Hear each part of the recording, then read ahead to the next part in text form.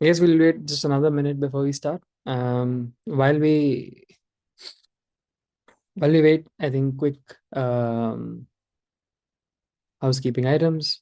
This will be like a 60-minute session. It's being recorded, and the recording will be shared with all the attendees after the call.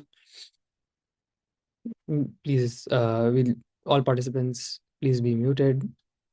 And then we'll have a 15-minute dedicated Q&A session at the end of the session.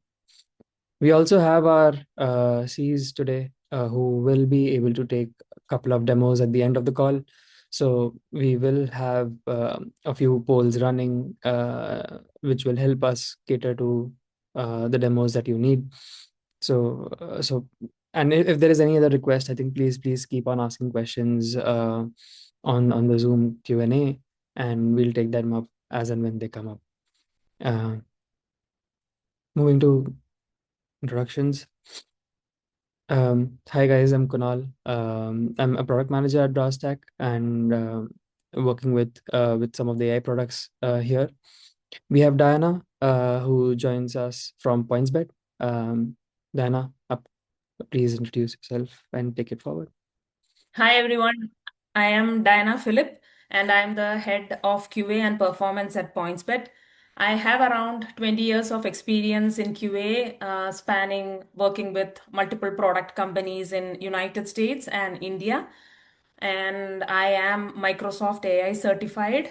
I am also a Udemy instructor for a software testing course. So that's around all about me. But then about PointsBet, it's the company that I'm working for. It's a product company based in Australia, and we have our own product for casino gaming and sports betting. Around the product is available. It's launched in Australia and Canada.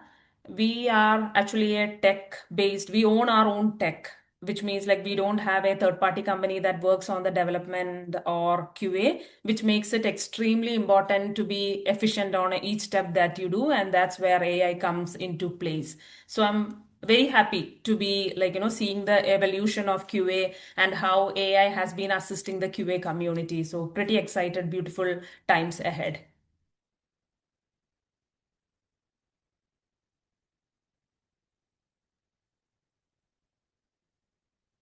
I can start Yeah, the session too. Like today, I'll be taking you through what we have been doing in PointsBet on the different phases of AI. So let me share my screen, and once it is visible, just let me know.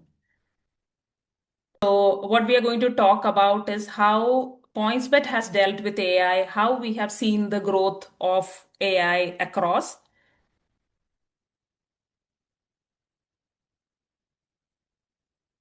And I'll take you through the agenda where, the journey of PointsBet and how decisions were made on which phase we have to use AI, what are the different implementation phases, and how did we roll it out. And again, at the last, we'll also touch base around what were the challenges or the learnings across it. So before we go into it, it's good to know like where we are or where we were, at earlier stages. We know that when we talked about QA, always there was a phase where there's only traditional testing, where only manual testing was there in picture. Then we saw a boom in automation where script-based automation came into place. It accelerated everything that we did in QA. The only negative there that we are still dealing with is a high maintenance effort for that. But if you go to the third stage where normally PointsBet or more majority of the companies around are is the AI augmented QA phase where machine learning or AI has been assisting each and every phase that we do, right? But what we really want would be to get onto a autonomous testing area. When I tell autonomous testing, it's like where self-healing is taken care, where predictive analytics is taken care, where you use historic data, statistical modeling, machine learning, and AI to forecast the future outcomes, trends, and behaviors, which would help the organizations to identify the risks, opportunities, and do proactive decisions. But now the big question is how do we get there? How do we reach there to that? Or what are the phases that we have to take care to get to that position? And that at points, but also got us to the decision point, right? How do you get there? So this is where everything began. As a leader, what I had to do is I used the whiteboarding method where we had to map the QA problems and what could be the AI opportunities. So as you see here, just identify the pain problems or the pain points in QA, what is taking a lot of time or where your team members need help. It could be like part of manual testing, it could be automation, it could be any phase of QA as a matter of fact.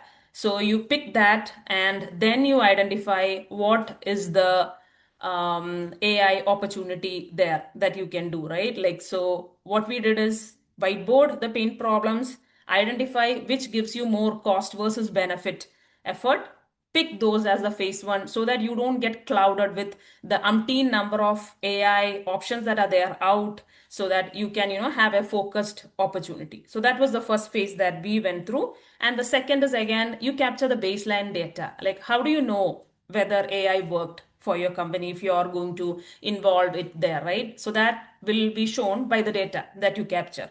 So you take a baseline data before what happened, like before you implemented your AI, and then after you implemented any stage, you're going to recollect the data. So there is a comparison point between what you had, and then you know whether you need to invest more time on that phase or should you pick a different phase. So, Diana, I think there are a lot of things that a QA has to do, right? And then AI can help in a lot of places when it can. Seeing your board here, there are a lot of problems that you've listed down. How do you prioritize exactly? Uh, Okay. how did PointsBet prioritize to get the most outcome? Yeah, good question, because it's very easy to get, lost in all the options that have been talked about or the sessions that we are attending and so on. So what we did, or my option was, pick the items that are most time consuming for your team. Like, you talk to the team members, identify what's taking the maximum time. What are the things that the team is struggling on? Now, what are the ones that you get more return on investment, because there's a budget also involved with it. The moment we talk about AI, there's some money also coming as part of it. Now, are you getting the maximum benefit out of it? And again, the another factor was like, are you helping only the testers or are you helping the senior testers? Is it something that you can do to enhance the time to market, right? You can get more products out. So these were many of the factors that I thought about. Mainly was around the time, execution time, the test creation time, the time to market, and so on. And again, the last was the cost associated. Are we getting the maximum benefit? Got it. Sounds good. Sounds good.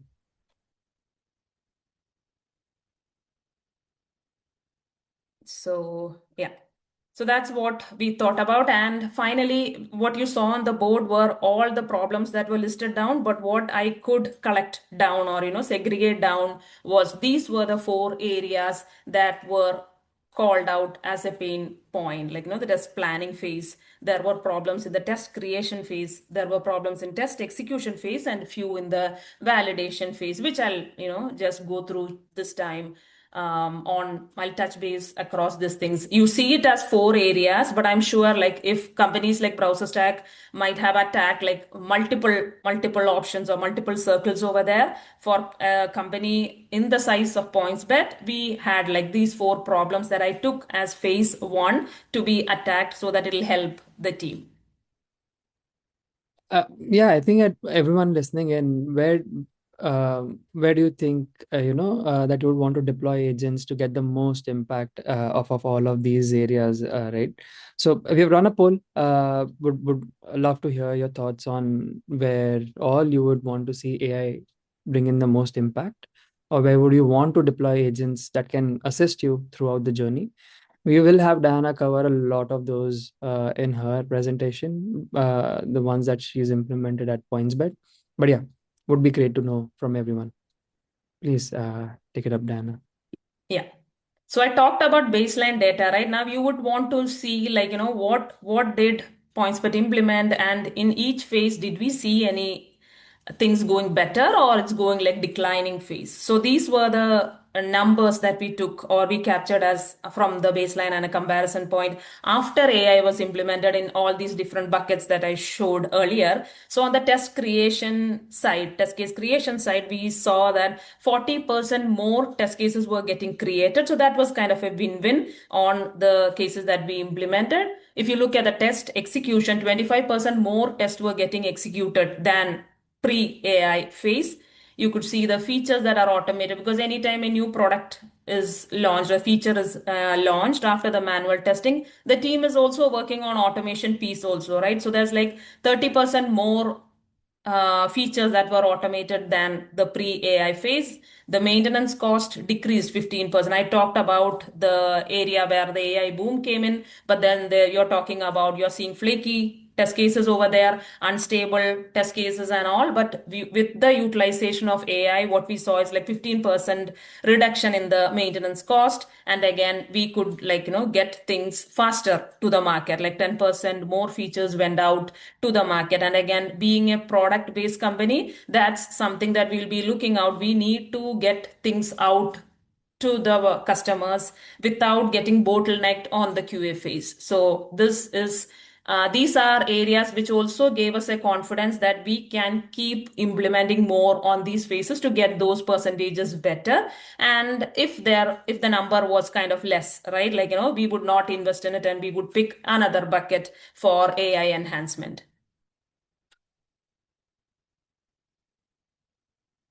So we saw earlier, right, like the AI phases that I told, the four buckets, but let's go deep into it. Like now, what are the things that we saw in test planning that bothered the team, or what did I identify as the most time consuming thing in test planning? So meeting summaries and risk extraction came out as the highest points there. In test validation, again, 2 points, like the coverage analysis and the flaky test detection came out as the second factor.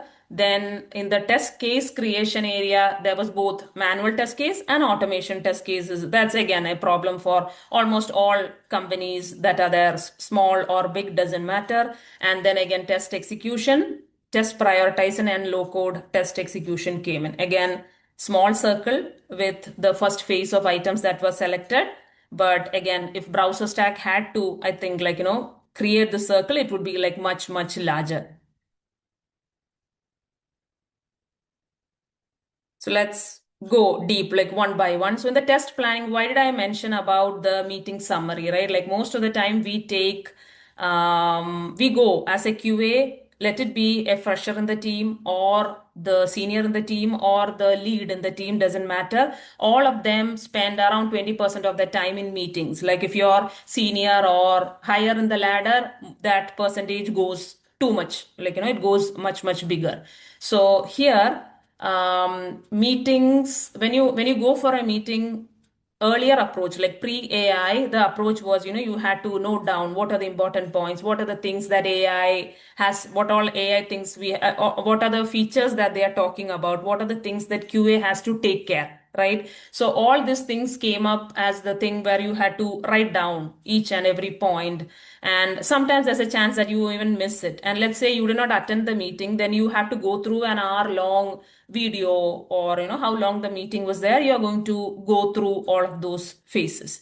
So what we did is, mostly we use Microsoft Teams in our company. This is we have been attending this meeting in Zoom. Now every of this meeting options have some kind of note taker that can be integrated with it. With Microsoft Teams, again, we were using the MS Copilot, where if you see on the right side, what I've given is a rundown of what I had as a meeting. Like I went for a meeting regarding shift left and trying to see, what we have been implementing has been going fine, or what should be our next step. So after the meeting was completed, it gives an agenda of like what was it and what were the things that people were talking about. If we speak anything about the risk, it would capture these are the risk items. If we talk about anything out of scope, it just picks that data there. And then what I love most about it is like also gives you action items of who has to handle the next step.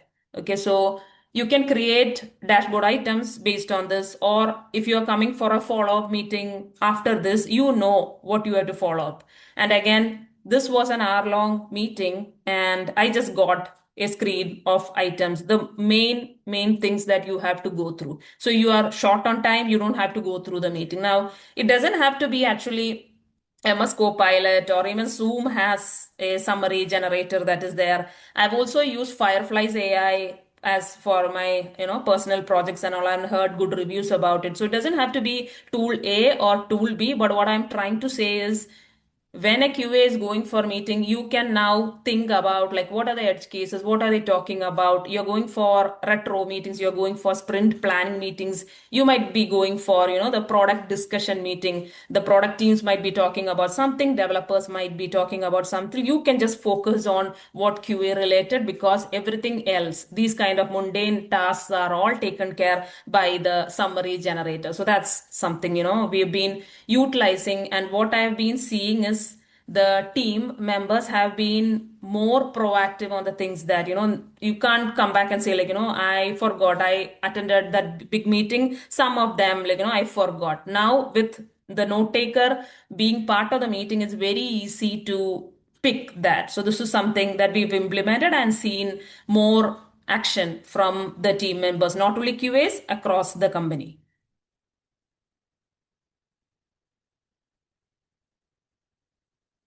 Now coming to the, I think the most wanted area is like, the test creation area. There were three things that we were taking care. Like I talked about in the test creation, there were two main areas. One is the manual test that you're dealing with, and the second is the automated test.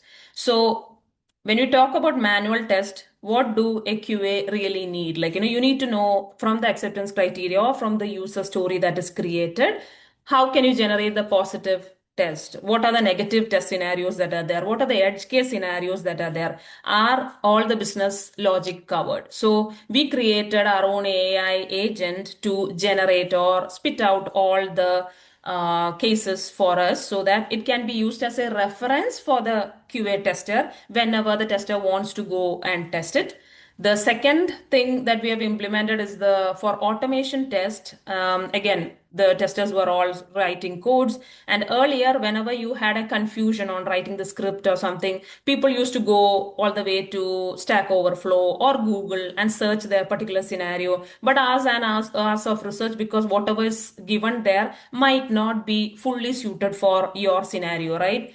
So what we did is we implemented code assist tools. So for our company, we were using GitHub Copilot. It doesn't have to be, again, like there's multiple options available now. Their cursor has been being used in our company by the developers, been getting super good reviews for them. QA teams entirely, we have been using GitHub Copilot. Again, very efficient or useful for us. There's also Google's anti-gravity and all coming up. So there's like multiple options over there. It is just based on, you have to think like what is useful for me, what is useful for my company, what is most easily integratable with this ID. The advantage of this is, right, earlier you had to copy, take your code, put it in Google or somewhere and tell this is my problem or this is what I have to do. You have to copy all these things and then talk about it. If you tightly integrate your code, like your IDE with any of this code assist tool like GitHub Copilot, advantages, it understands the context, right? And then it gives you based on what is your scenario. So this one showed a drastic increase in the work that the people were doing. The manual coding effort all reduced like by 70%, and everyone has been like, it's 100% utilization of GitHub Copilot across, means very much loud, I would say. Like I'll also show you a demo of like which phases. Again, if you're taking a code assist tool, there are multiple areas that is going to come as a help for you, but in this case I've picked a few of them which I'll take you through as a demo. And then again, the third portion is again agentic AI. Not always you will have to use something like a low code generation. In my company, there were specific scenarios where it did not make sense to go via automation. And again, it was too much time consuming if you want to go through the manual test. So that's another case where we have been utilizing AI agent for using low code automation. So that one also I'll just like, take you through when we reach that area.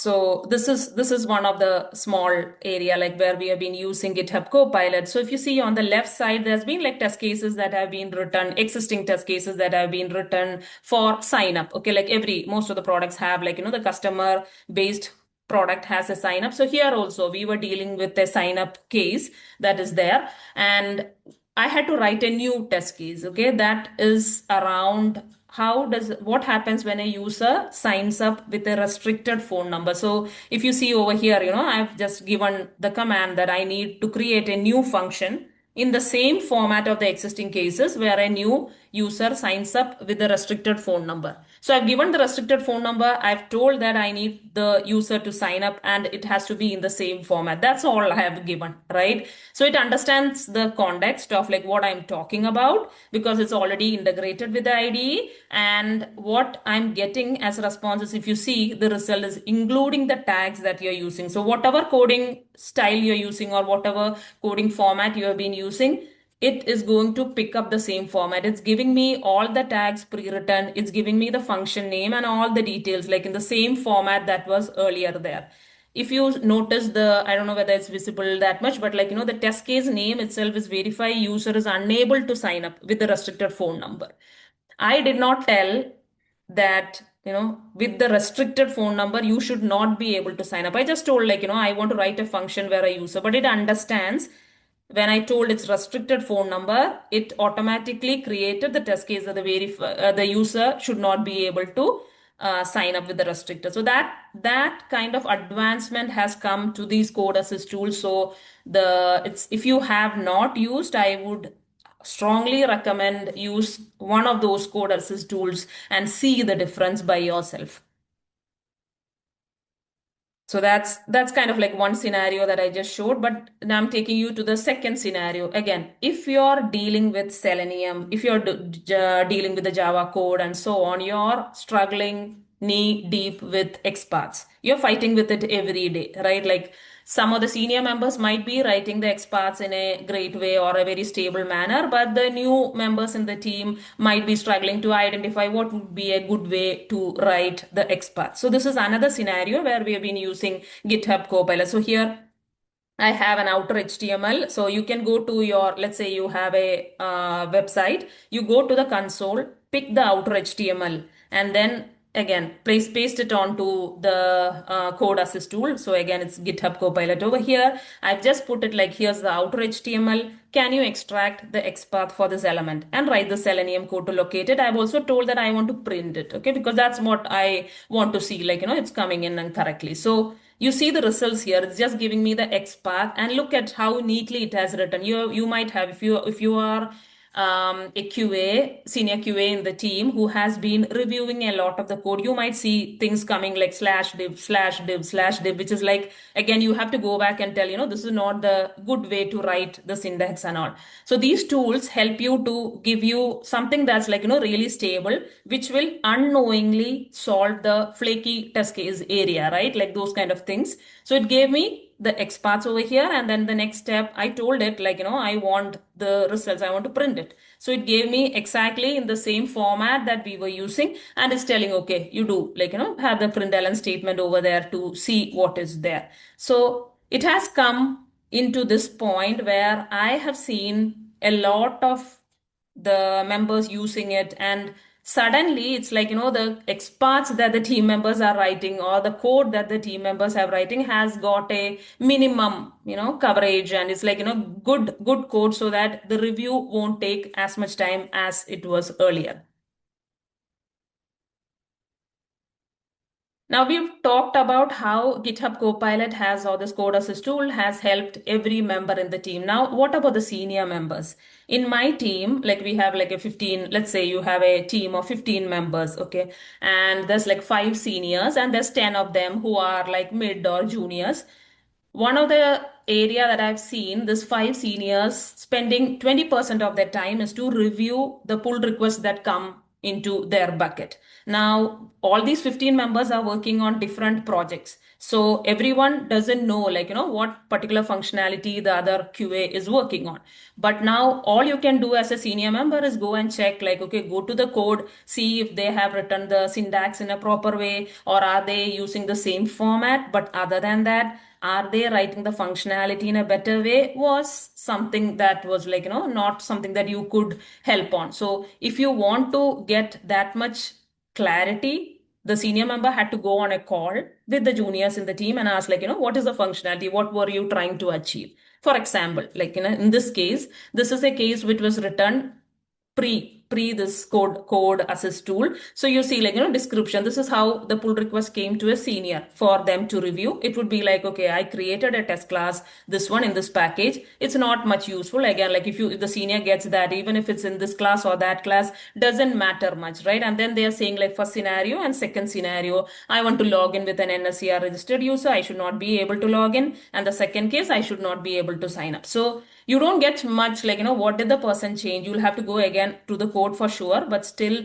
you don't get much understanding of what is NSCR or what you're going to do you have to log in, those kind of things. Nothing is that clear. So all the senior member would go and check, is the syntax is correct, format is correct, okay, let me approve the PR, right? But now I'll just show you how it changed after this came in. So one advantage of this code assist tool is, right, like, it helps you whenever you commit the code. When you are committing the code and sending it across, it gives you also the description of what it tried to do, because it already knows the context. We have already told it, used it for, as a helping hand for coding. Now it's easy for them to also provide. So look at this compared to what was there earlier, right? So in this case, they are telling this PR is adding automation cases to validate the duplicate user detection.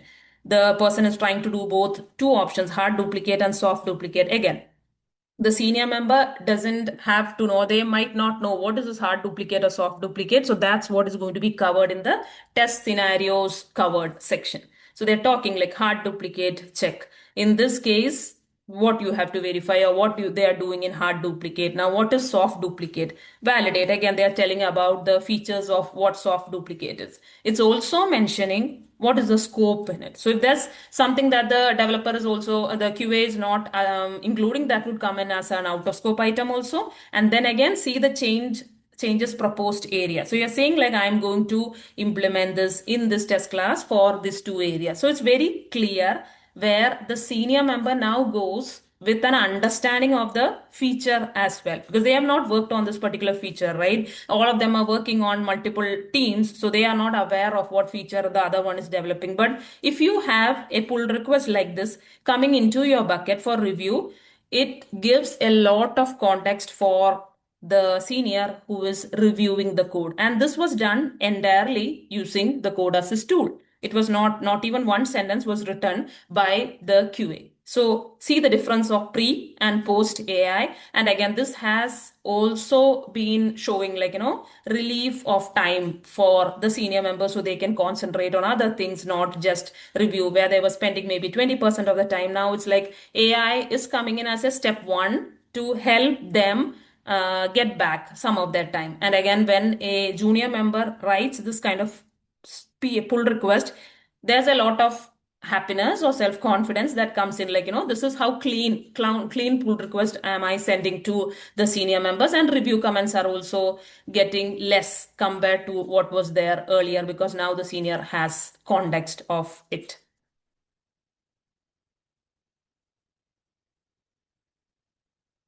We have talked about the manual cases, we have talked about automation and how it has helped. Now let's go to the star of the show, I would say, like, agentic AI. I talked to the team, right? Like, how or what scenario we were using. So I'll take you through it. I told you, like, PointsBet is also an online casino gaming industry. So we have our own product which hosts a lot of casino games. When I say lot, it's like 1,800, 2,000 kind of games on the website. Testing them manually would be painstaking. And Automating it, why it's a pain is like one game is not how the other game works. So you can't use the same skeleton for, each and every code. So you have to independently attack all those when you're writing automation code. Now multiply it with 2000 games that are on site. It's very difficult. That's not a candidate for automation. And again, it's not like every day you need to do it. It's not even a repetitive item. It would be like once in a while kind of scenario. So it did not come out as a candidate for automation. That's where low code automation comes into play. So if you see, this is an agent that we have where I am telling on the instructions on the left side, instructions I've given like go to our local website and then log in. I'm just telling like, enter your username, password, go to the home page, go to the casino area and take the specific game that I want. And then I'm telling, okay, wait and see if it is loading because my intention is to see if the game is actually loading or, I don't want to go to each and every game and see if it is loading. And then again, I've given like three games. So for this demo purpose, I've just included three, but our intention is like, 1500 games all listed over there. And I want to get a result set saying that, this has passed, this is failing, this is not loading, those kind of things. Now, the left side is the instructions, right side you can see like based on the instruction, it is going into our company website. It is like, doing every action over there. Like login, it would go into the casino section and do the required activities. Good thing about this low code automation that I've seen, like, what we have been using is if the words don't have to be exactly the same.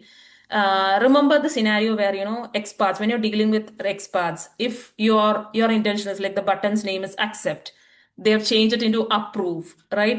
Then that test case is going to fail because you have written the code to click the accept button, but now the product has changed or the developers have changed it into accept button.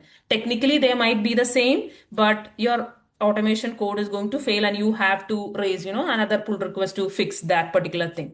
The good thing of low code automation is even if it's accept or approve, if the semantics is positive, it's going to do that positive action. If the semantics is negative, it's going to pick the negative action. So it's that much progressed on multiple areas, and that's what's being, so much helpful for us to test these kind of games and these kind of scenarios. So I've just mentioned online casino as our scenario, but if it helps in your company, in your scenario, you could, take a look and see where automation is a good candidate, where agentic AI is a good candidate.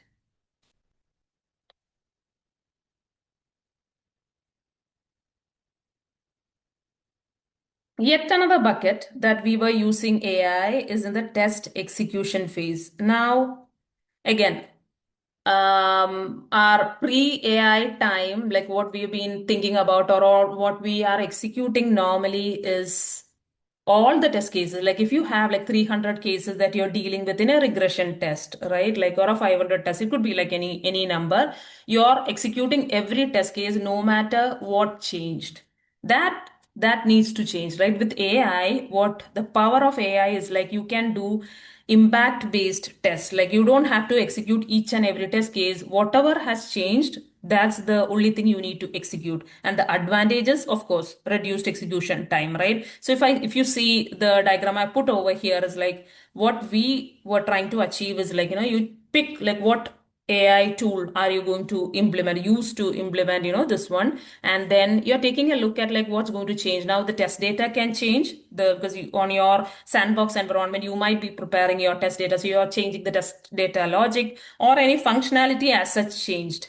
In that case, our intention is normally a human would go in and then, check like what test case should I execute. Our intention is to bypass the human, let the AI prioritize the test, run those tests and monitor the results. That's kind of our intention with the test execution or that would give us like if you have like as I said earlier 300 cases, you're just dealing with maybe like 10 cases because that's the only area that changed. Then you don't have to execute or you don't have to wait for 3 hours or 4 hours or how much time it takes for your execution, complete execution to complete. Okay. I'll give you a scenario of like, how it was implemented or how we were planning to implement over here.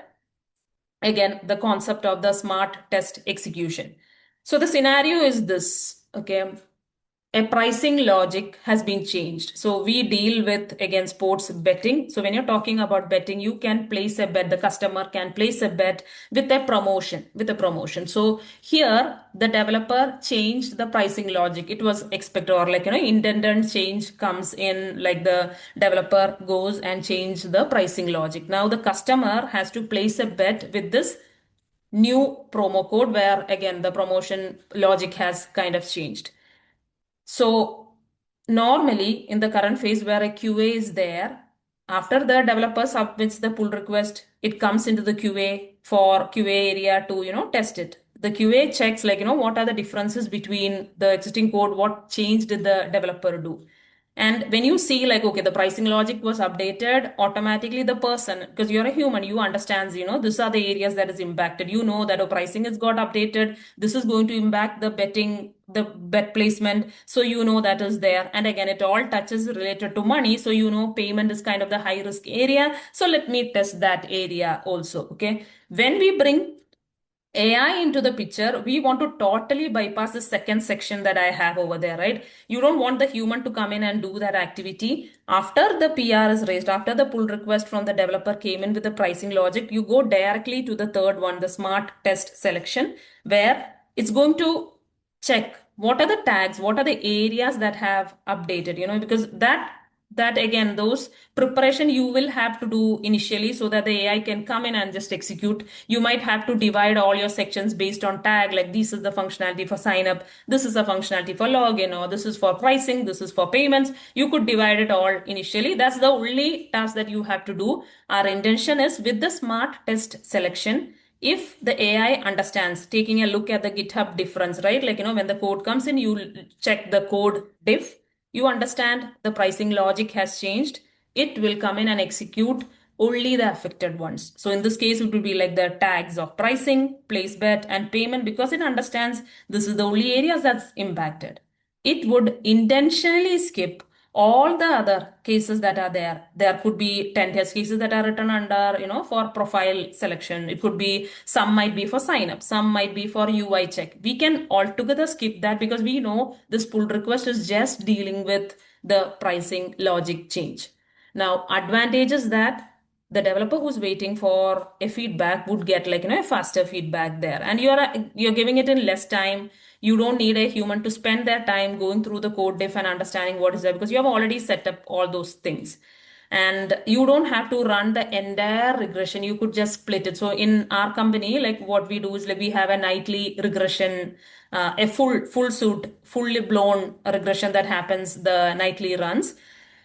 We can reserve it for just the nightly runs, and whenever in the daily time, whenever a PR comes in, all you have to deal with is the impacted test cases where the developer has changed, and the high risk areas. So when I talk about high risk, it would be like there might be in any company, there might be like five main areas which cannot fail in any case. Like for example, if it's our product based company, login has to work. If the customer cannot even log in, then there's no point. Like whatever features you have, that is a high P1 kind of case, right? So those cases have to be always executed. Then we can pick that, I want these high risk cases to be picked. In my example over here, payments was a high risk. We want, deposit and withdrawal always flowing in, and if you're touching the pricing logic, then again definitely the high risk area will get executed along with what was changed. Okay, so I hope you got an understanding of how smart test execution was assisted, like, with AI, or how we can do those kind of things in the test execution phase. We are in the progress of doing this. It's not like, fully in, but like, in the progress of doing this, which like, we'll get it done in this first quarter itself.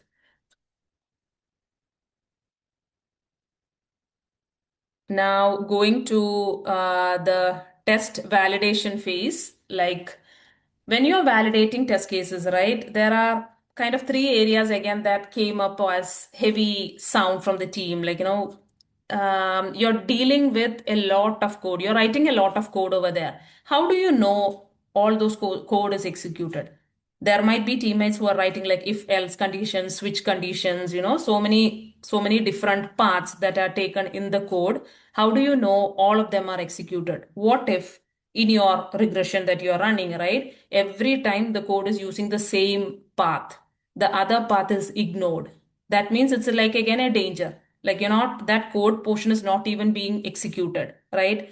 So that's where code coverage tools come into play. Now, in our companies, like Java is one of the medium that we are writing the code with for the regression. So we use Java code coverage, JCoco for the code coverage insights. Our aim is like, we take that, because once you get that information of like, which code has been like used most and which is not even being used, we pick that, and then those unused paths are identified by AI, right? Like, and then we can think about like, do we want to remove it if it's not even used by any of the customer journey doesn't touch that, or if we are missing the scenario, those things can be tested. So that kind of awareness or knowledge we can get using AI in the test validation phase.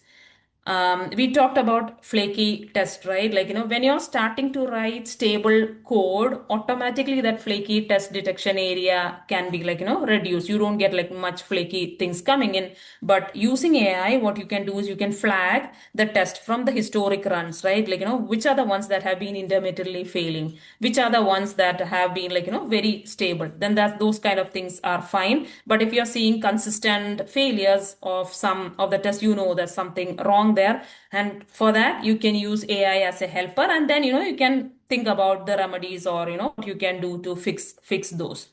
We also talked about the risk-based focus. What I was telling is, again, you can identify using AI, like, what are the high risks, what is wrong. Like if something of this falls back, or falls down, then what would be those kind of cases. So identifying that and executing only the risk based, or what was wrong, like what was changed, that kind of thing is what I mean by the risk based focus. So that's also covered, or these are the things that we have been, thinking about in the company for helping, aiding in the QA kind of area.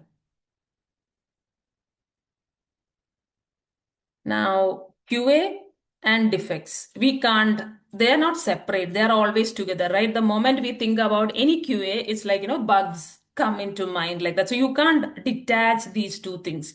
So that's another area where AI has been helpful, or AI can assist if you have not, used it. So one thing is like, again, I told you multiple QAs are working on multiple teams. If I am working on a particular feature and I've seen like, the login area is broken or something like that, I am going to log a bug. What if someone else has already logged it? There's duplicates there. So I have already logged something where tester B comes in. Oh, he also found an issue. Maybe after a week, the same bug gets logged. And then third one comes in, and then this is like intermittent in different phases. You see open bugs in different teams that are there. You don't need to deal with that, right? So duplicate defects, no, don't need to be, you don't have to spend your time writing and identifying what's a duplicate code. So AI can assist you definitely there. Like it can detect like, are there any duplicate bugs for the feature that you have been talking about? And then that can reduce the redundancy. It can reduce the time of not only the QA, the developer who's going to analyze it, or the scrum master, or the teammates, like, in your team, who's going to put it in the backlog, or who is going to execute. Then only after maybe resolving, you'll know like, oh, developer one and developer two are also working on the same area. So you could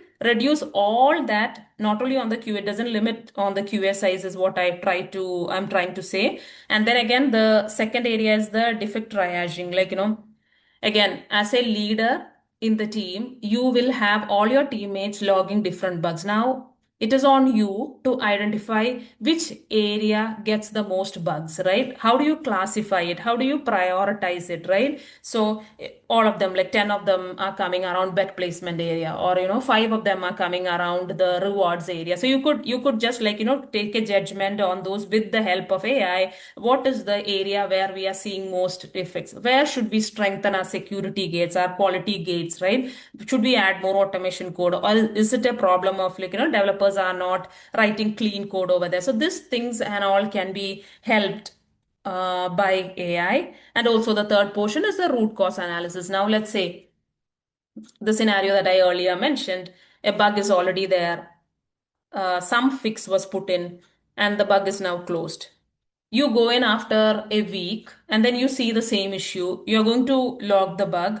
wouldn't it be very useful if you knew that, this particular bug was there and this was the root cause or this was the fix that was done? So you could even try that. Sometimes it could be just like a rerunning of an engine. It could be something like, as simple as that. So you don't have to log a bug and do it. It could be like some wrong branch sitting on that particular engine. You just have to rerun that branch. So those kind of things will also aid you in helping. Like, you don't have to spend a lot of time logging the bug and then identifying. AI tools will help you to identify the root cause analysis. Now, I'll take you again to a demo of how PointsBet has tackled this kind of cases. Okay. So here we have again the QA agent. This is the same agent that we are using for manual test cases, like, where we can spit out the positive, negative, and cases that I mentioned earlier. So here I have the question, like, I'm going to log a bug around RSG, and I just like RSG is just a feature in this. So I want to log and see, like, have anyone logged any bug in the past 3 months around RSG? So I asked that question, it gave me all the particular bugs over there. Okay, so this is second scenario where, again, like cache out. I want to see, like, in a particular release, has any bug be logged for cache out? Again, it's giving me these are the two bugs that are there. This is the status. It's in closed or it's in testing. So advantages like, okay, and I can even ask questions like, what was the fix done for it? Or, I can even go to this particular bugs and see, like, what's the status, what's the discussion that's been there, why is it open? Or I can add my scenario, I have been facing the same thing. So the priority of the bug also goes up if it's like, kind of inconsistent one. So that's again another usage of QA agent within the AI agents within the company, where again the testers have been using very successfully.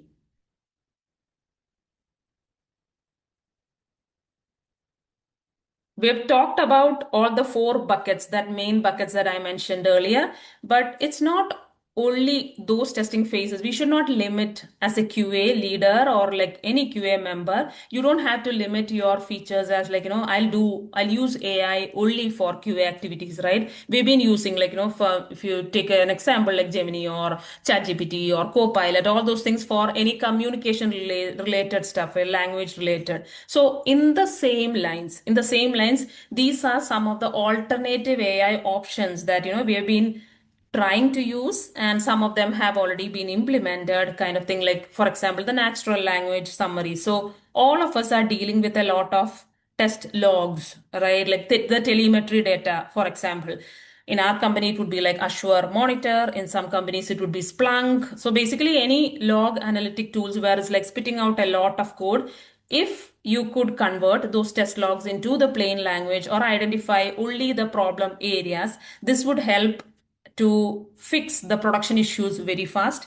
It would be helping if you're dealing with test on a test environment, then it could help you to figure out what's wrong or what is the issue. So that is one area that you can easily, it doesn't fall into like, test planning or any of those real test environments, but this is an assistive area where AI can help you, like, converting whatever telemetry data you have into English language, plain language, where you can easily identify or get to the problem as soon as possible. Second area, presentations.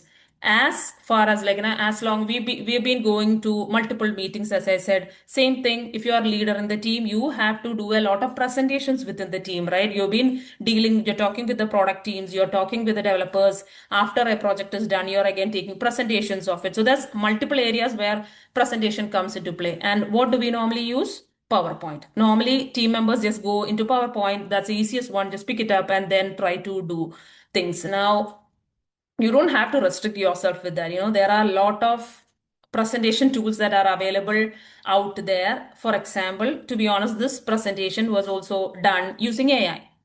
If I had used something like PowerPoint, I would have spent way too much time on generating all this data or, creating what I want.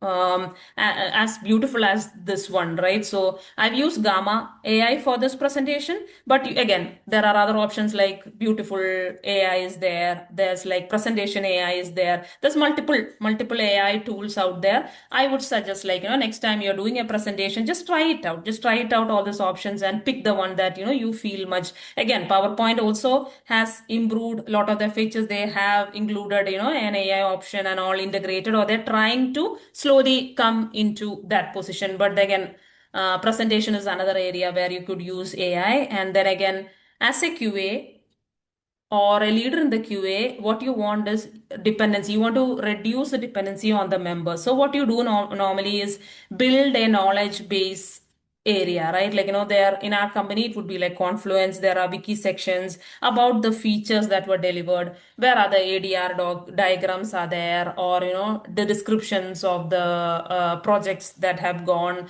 Those kind of all the documentation, some kind of documentation is also there. And that's where you can use AI. I would say like Confluence, Jira, all of these kind of tools nowadays have an integrated AI option which you can utilize if you have not been utilizing. Okay, so knowledge based creation is something that we have been dealing, or that is something that we are very focused on, so that any new member comes in, they understand, they don't have to go to a human for getting that information. So that's why that wiki is somehow created for the QA team members to go and refer anytime they want. They don't have any dependency with people, right? So that's where we've been using AI also almost very successfully for generating and keeping it ready, because that's, something, knowledge has to be stored somewhere, and AI can be made use of here. Again, not everything has been rosy, right? Like when you're going through a new road, some of them can be like full of roses and some can be full of thorns, right? So we also had our roads of thorns. It's not like everything has worked by the time when we started the AI journey. For example, one area I could give as an example is initially when ChatGPT and all came in, it was like, everyone got so excited. Okay, let me just put the user story and stuff over there and then tell, okay, can you give me the negative case, positive cases, and so on. It used to give cases, but there was a lot of hallucinated data, right? Like it doesn't understand the context, so it's trying to give as much as it can, but half of them might not be relevant for your case. So that journey did not work out so much. And again, second, you can't just put all your code or all your proprietary data out there, because the system is going to train on that, right? It's going to train on it and it's going to give that. So that's also not something that you want to deal with. So we had our own problems of like, we don't want to, the privacy issues are there. You don't want to get things out there just like that. But how did we solve it? Now we went through the enterprise AI options. So this could be like tightly coupling your code with it. And again, second advantage is it doesn't train on your data. It gives you information, but it's not like training on your data, and it's going to restrict its RAG, its information based on what you give. Your data is the context. It's not going to pick like, what is there all around and give you. So that's how we dealt with this initial issue of giving like, hallucinated data, which did not even work for us. Second point was again the self-healing order. We've been hearing about a lot of self-healing options. We did try a POC around Helenium, which was, at that time, or now also kind of like people have been talking about, but then that journey did not go well. Anytime it would self-heal, it would work for, what do you say, like, if the test cases are run on parallel mode, it would not take it up. So it would just like crash. So that journey has not been full rosy for us, or we are still investing or trying out. Like, we've also seen a demo with BrowserStack, which is like pretty impressive. So we might go that route, but then, self-healing is not something that we have integrated very well so far with our stuff. And then that there's a lot of tools that you've built internally. I think you start pretty early in this journey. For the team, start pretty early in this journey, considering that the path they have covered. Right, people who are starting now, how do you like? How do you, for people who are starting now, how do you advise them on the build versus buy? Because a lot of people contemplating adding these solutions to their suite as well, right? And I think how do you go about it, and how what do you suggest for? Yeah, okay. Okay, yeah, that's a good question as well. So we, as you saw, like, there so many things were integrated, and it's not like something that was built yesterday or, just 2 days back. It's like a lot of effort, like 1 hour, 1 year back and so on, that that effort was put in. At that time, when we were creating or when we were taking a look at the options of AI, there were not good matured models out there where we could go and just buy at that time. And then even the ones that we tried out at that time did not give tailor made or custom made things. It's like they had a cookie cutter model, and that did not suit the code that you had, or options that you have. So we had to go through the option of building your own ones. But that doesn't have to be now. If there's any company that's starting it now, this is a good time to be out or starting these options, because there are a lot of stable ones, and lot of them have been ready to tailor make for you. It's like you don't have to go through exact ones that they have there. You can work with the same companies too, and most of them have now got into a good maturity model. You can just pick it up and then use it for your company. So that's my kind of take on it. Correct. Correct.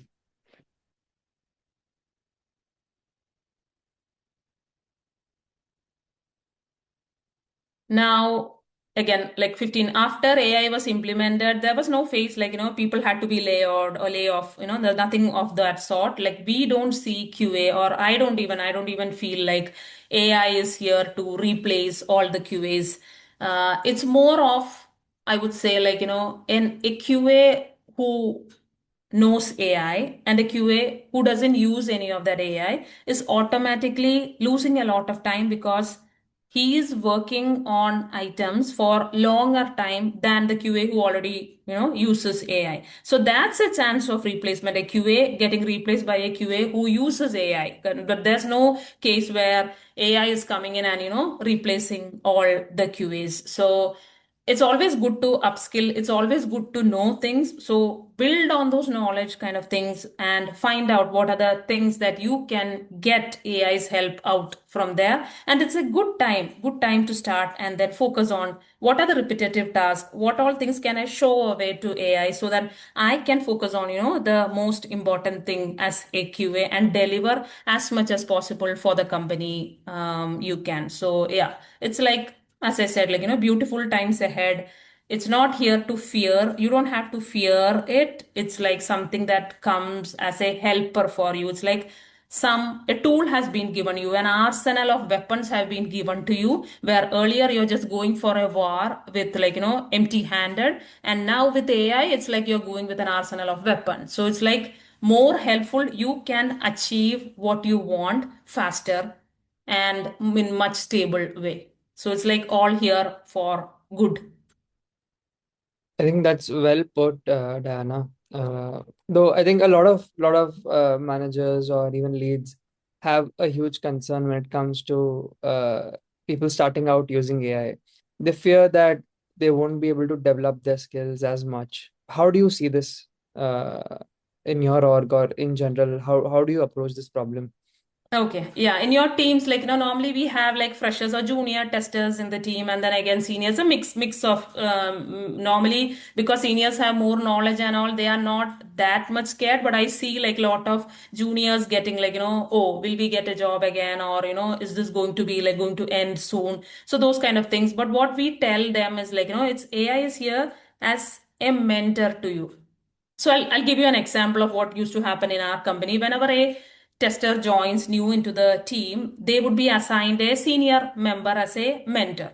So they would go there, ask a question. Okay, this is my question. Then second, again go. After three times, the junior QA is shy to go and ask again and again. What will he feel? Will they feel that, I'm asking dumb questions? What would be the scenario? So slowly the QAs would start assuming, oh, this might be how it is working. Let me just assume. I don't want to go to the senior and ask questions.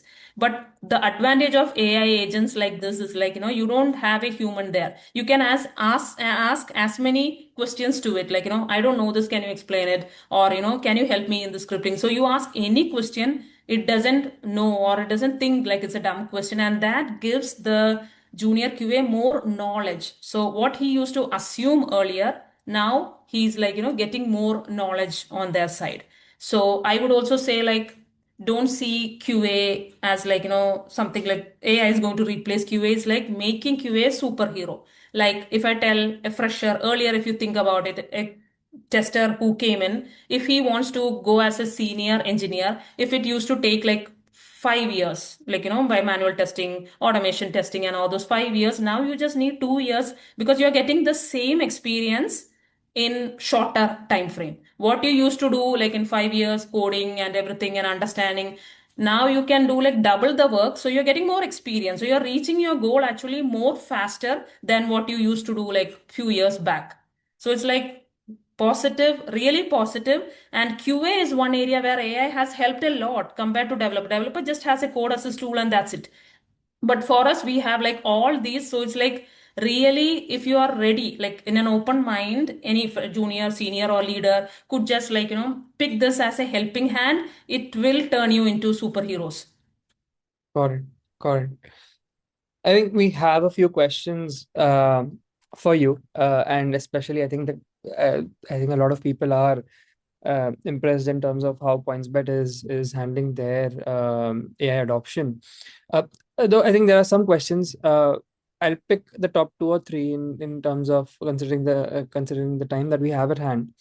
And meanwhile, I think everyone, please, as in, hold on. There'll be a couple of demos that we have the BrowserStack team that will give you at the end. We'll take a couple of questions for now for Diana. So I think there was a lot of interest in when it comes to the metrics that you initially put up, right? Um, First of all, how did you like say figure out like what kind of an impact, or how do you go about finding the impact or calculating the number actually? Okay. Yeah, so we'll take it like again the baseline. So if you see like in my team, I used to see like, okay, this month 10 new pull requests used to come. So taking about the factor where, automation test, how many features were automated. Let's take that particular metrics that I put over there. So we Mm-hmm. see like, there's a baseline data that I mentioned that we are capturing where, I'm seeing on an average there's like 10 pull request or new features that are automated. When I see like after this code assist tools and all that came in, there's 30. That average has jumped to 30. Then we know, okay, and it's consistent. It's not like 1 month or 2 months. So the same approach we use for anything. Test case creation, 15 cases come on an average or for a day, or like, just example that small phase, you see like it jumped to 55, then this has improved and that's been consistent. Got it. Got it. Got it. And I think one piece that that's very close to QA is, as you said earlier, and when you're speaking, is the defect rate, right? Have you seen in PointsBet that the defect rate, how has that trended? Has it increased? Has that lowered after introduction of AI? How has that trend been? Okay, yeah. So what we used to catch very close to production, we have been catching it earlier in the game. So it's like you see the defects being captured, but you're seeing it even earlier enough. And I've told you about the smart test execution where, the feedback loop is faster. So you don't have to wait for 2 weeks or 3 weeks for the defect to come. The defect would eventually come, but it Mm. would come in so I don't see like too much increase in the defects that are found, but I see it shifted earlier. You get the defects, but it's earlier in the stage. Got it. Got it.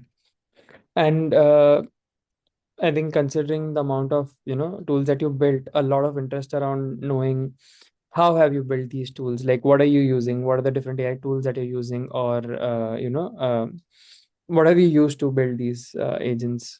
Okay, okay. So again, like, initially when we are starting to build this, what I used to do again, my approach was again understanding there's so much logic and all those kind of things, right? So I went with Microsoft trainings of AI options that they have attended a lot of other YouTube videos or Udemy and all those kind of things like of different companies that they are bringing up. I took also demos from BrowserStack and but that was later in the game, not like the earlier stage that have been done. But then once you attend these kind of demos or understand like how people are building, that's again a skeleton. You don't have to build everything from the beginning. So for us also we have AI Foundry, like Microsoft has their own agentic options that they have given, which you can pick and then use it and then combine based on what you need. It could be like N8s are there. There are multiple options that are there, but people who are starting, I would say pick a stable company that you feel like, if don't pick something that's brand new or that has not worked with too many clients. So for example, BrowserStack, if it's worked with multiple clients, then go with them. Then talk with them, understand if that meets your thing, get a demo, see a POC, try it out, and then you think about like, because this is a good stage to be on to pick the mature ones from the market. Got it. Got it. Sounds good. I think we'll cut through to continue to do a few demos next. Um, Thanks, Diana, for taking us through how PointsBet is doing it. Meanwhile, once we start the demos, then I'll post a few questions on the chat itself. There have been like a lot of questions coming in. I'll summarize them, and if you can answer them on text for now will be. Sure, sure. Happy to help. Yeah. Thank you. So, I mean, based on the poll that we have, right? One of the major use case was to, see how a test case generation AI agent looks like, right? And that's what I would like to showcase you. So we have, in BrowserStack, we have a product called um, test management, right? Basically, it's like a centralized repository where you could store all your test cases, test runs, right? And everything that, your end-to-end flow would look like, right? An AI flow would look like. So this is this test management platform. Um, what I'll do is I'll, only cover the part where, how you could create or generate test cases based on different requirements using AI, right? So this is this button where, what you could do is, let's take an example where you might have a product requirement documentation for, let's say, a new feature, or it could be a Jira story that contains a bug, right? Or it could be you might get those requirements of your use cases from Confluence page, right? What you can do is you can dump those data into our test management platform. And how you could do that is just over here, right? Let's say I'm for this example, what I'm doing is I'll just go ahead and import a WhatsApp requirement documentation for deleting a feature, right? It has just some data such as what is the objective of those feature sets, and how is that feature implemented and so on. Let's say I dump that, right? And what I can do is I want AI to generate scenarios for me based on this requirement. I can give out my prompt as well if needed. There is a setting section that you could look out for as well, where let's say what should be the test case template that you want to, keep. What type of test cases that you want to cover. We try to cover as much of your test cases as possible. It could be right from functional test to UI to accessibility as well. And let's say for this example, I only want to cover, functional UI and performance. Uh, Once every setting is complete, you can just click on generate test cases. What our AI would do is we have made sure we have fine-tuned the AI model to work it for um, testing you know uh, use cases. What it would do is it would try to understand the PDF, right, that I've given it as a prompt. I have this PDF ready as well, if you could see. It just has certain objectives, it has background context, right? What is the scope? This is for implementing a delete message. What this again, AI would try to understand the requirement documentation in detail. As you could see, right, while it is analyzing and thinking, it's showing you uh, the analysis as well, right? The thought that it you know whatever it's thinking, it would show you that. And once everything, and it would also take context from your, you can give context from your previous test cases that you have created as well. So, it's it when you give a context of your previous test cases, right, for your website or let's say a mobile application, it tries to understand the flow, right, of a web page. You might have a login, use case already in your test case already. It would try to understand that. It would, take those things into context as well and give you multiple scenarios. And for each scenario, there would be test cases that you could decide whether you want to, accept it or reject. One of the good things that this tool would do as well is it's trying to cover as much scenarios as possible. It could be positive scenarios. It could be negative and as well, where let's say the login and sign up fails. It tries to cover edge cases where, let's say, a human brain, right, might miss out on. It tries to, capture those as well and give you a solution. Um, it does take a couple of minutes of time. As you could see, right, it's trying to, get as much as context as possible. The more context the AI has, the more, fruitful the um, response would be. And that's what we are trying to achieve with it. And as you could see, right, it scanned my repository and scanned this PDF, and what it is currently doing, it's trying to capture the core features that it has, such as message selection, right, multi-message delete option, single message delete option, as you could already see. And you could go deep dive into each of those scenarios and, check whether you want to add those or not. So as you could see, one of the test case that it has generated from the requirement was deleting a single test case for self within 2 hours of window, right? It captured all, it written down all the description, preconditions, all the steps as well, based on it, based on your previous test cases. So if you want to, let's say, feel like this is a correct um test case that you want to add, you all you need to do is just add it, right? And once this is added, it's in your repository over here, in the test management. So that's what this test case generation capability, works in BrowserStack. Um, and yeah, as you could see, right, as well, it has, in like within a minute, it has created around 40 test cases for you, right? Based on your needs. You can refine it. You can, just how you can chat with the AI as well. Let's say you feel like this flow is something that I don't want. Let's say I want to only have UI based test cases only, or let's say you want to change certain steps. You can just refine those as well, and do those changes accordingly. And once you are, happy with your happy with what AI has done, you can just add it on your database. So yeah, I think that's how the test case generation works. And happy to answer any questions, right? You can, put it on the chat. I'll let Kenton take over, and he can talk about the next demo as well. Yeah, thanks so much, Sarvesh. And yeah, let's talk a little bit about low code automation. So let me let me share my screen here real quick.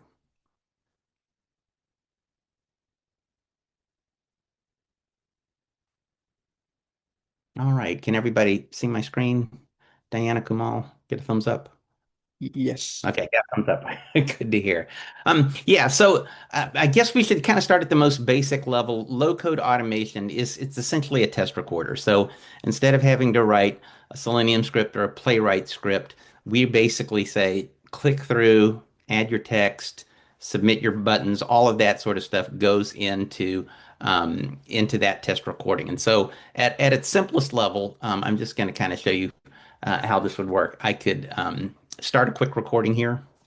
Let's see, make sure I click it here, and then you'll see that I've got essentially two panels, the one on the right, and then we're also going to have a Google Chrome for testing window show up as well. And so everything that I do, every interaction that I have with this page is going to show up here. And so anything I want to do as far as clicking things, clicking sizes, adding things to cart, all of those things are just kind of recorded at its most simple level. And I can save this as a test. A couple of things I should probably point out while I'm here. So while I've got this all working, validations. If I want to say, hey, make sure that picture of pants is the picture that we're looking for. I can click here and say, make sure that image is the same. As far as text, if I want to make sure that we've got this versatile chino pants with a modern slim fit shows up in there as well, I can add that.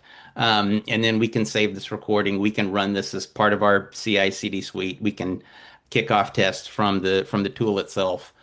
So all of these things are things that we're able to do. Now, of course, we're here to talk about how AI can help us in this whole process, and there's a lot that we can do, starting with what Sarvesh showed us in terms of um, the test case management. So test case management comes along, and by the way, you're seeing that this is going through. It's clicking everything that I did, validating that the tests are there, and then it'll pass the test and say that that it did exactly what we wanted. But Sarvesh created test cases from a PRD document or from a Figma design or from a Jira ticket. Lots of different ways that we can take context to say, here's some things we need to add. Here's some test cases we need to do. Um, the tool is even smart enough to say, let's step out all these tests to say, go to our e-commerce site, click on the men's tab, click on the chino pants, choose a color, choose a size, add them to the cart. It can spell all of those things out in the test case management side. And then the low code automation tool can import all of that data and basically write this test for you. So that instead of having me to click those seven little items there, we can do that at that place as well. This can also operate without the test case management. If I wanted to come through in here and say I'm going to create a test with test AI, and I'm just going to want to say, hey, um, I'm going to create a new test, and I can say, go through and click the men's tab, click the uh, click the chino pants, and so on and so forth. And it can take this and create that test case just the way it does that. This takes a little bit longer, so I'm not going to be able to show you everything here. A few little just kind of bells and whistles.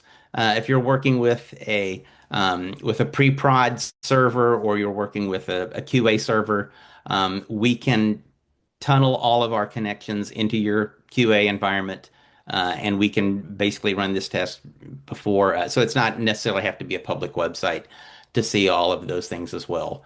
A couple of other things we can do this with desktop browsers. We can do this with mobile browsers. We can do this with different resolutions on these as well. Um, there's also even a few things to kind of make it go from a no code more to a low code solution. We can add JavaScript into the into the test at various points as well.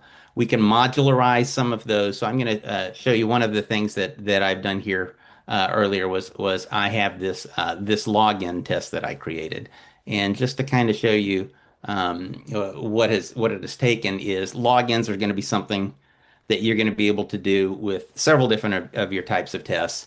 And so I created this login module that says click on the login element, enter your email, enter the password, so on and so forth. And now at this point, I don't have to add this every time that I create a low code automation test. I can just say throw in the login module, kind of as a subroutine, if you will, and it will execute that as part of that test itself. So yeah.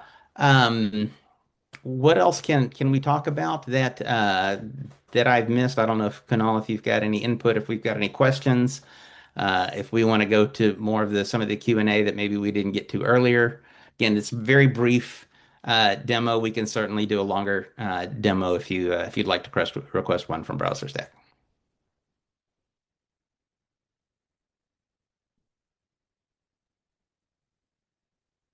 With low code automation, we do have AI agents as well. So can we see one of them, Kenton? Yeah, so I mean, I showed earlier the idea of the test case creation that it's doing as well. We do have self heal as part of that. Really, what I'd have to do is self heal is not one of those things that we can show necessarily in our environment. I do have a video for that. Let me bring that into here, and we'll go full screen with this. And this actually has it speak for itself. Developer ships UI updates, whether it's UI enhancements, a new feature rollout, or code refactoring. Your automated tests start breaking due to invalidated locators, even when the actual functionality works perfectly. The result? A flood of false negatives, turning your CI/CD pipeline red. Every broken locator costs your team over 15 minutes, hunting through logs, rewriting selectors, and creating a constant maintenance cycle that slows down every release and drives up hidden costs of your automation suite. Introducing BrowserStack's self-healing AI agent. With a single config change, it automatically identifies and remediates locator failures at runtime, significantly reducing test failures. Self-healing AI works with the most popular automation tools for both web and mobile, healing your tests wherever they run, on desktop browsers, mobile browsers, or native apps. Let's see this in action. Here is an e-commerce site for which we have created an automated test that logs in, selects products, adds them to cart, proceeds to checkout, and places the order. On this screen, on the left is the original site. On the right is the updated site. After a simple UI update, a critical locator to the Quick Select user field has changed, as highlighted here. Simple changes like these are the root cause of most locator failures. Now, watch what happens when we trigger the test. Without self-healing, the test fails instantly, triggering a red build and sending your team straight into triage mode. The log confirms the break with the classic no such element exception. That's another at least 15 minutes lost, all spent debugging a test for a feature that was never actually broken. Next, let's run the same test again, this time with self-healing enabled. See how easy it is to enable the agent. And with that, the test passes successfully. The log shows you exactly what happened. Right here, the healed selector entry confirms the AI agent found the broken locator and used a new one, all in real time. The result, up to 40% fewer automation build failures and several hours reclaimed every single month. The self-heal. Yeah, I probably should stop there little bit in the interest of time, and just to basically say that that's the gist of how that self-heal agent works. That yeah, it allows your test to continue and not hit that failure point. I'm a former developer, so I have certainly had that problem of communication with my QA team. Something like that changes. I'm not thinking to update the team. They're going to find it in their testing. They're going to be mad at me. This prevents that whole thing. The QA team can say this locator changed. They can go through the test script and they can create the Jira ticket to update the test script, get the test moving correctly. So yeah, so that's a couple of things. That demo video was showed on our BrowserStack Automate platform, but it's also available in the low code as well to have those types of things fixed. So yeah, I hope that helps. Kunal. I think that would be it, folks, for today. Thanks for joining in and staying up through the session. That was a very intriguing session by Diana, followed by demos from Sarvesh and Kenton. Thanks, folks, for taking out the time for doing this demo. And I think for folks who have responded on the surveys, thanks a lot for taking the time out to do that. And yeah, people who are interested in a follow-up conversation, the team will reach out to you. Thanks for your time today. That would be it.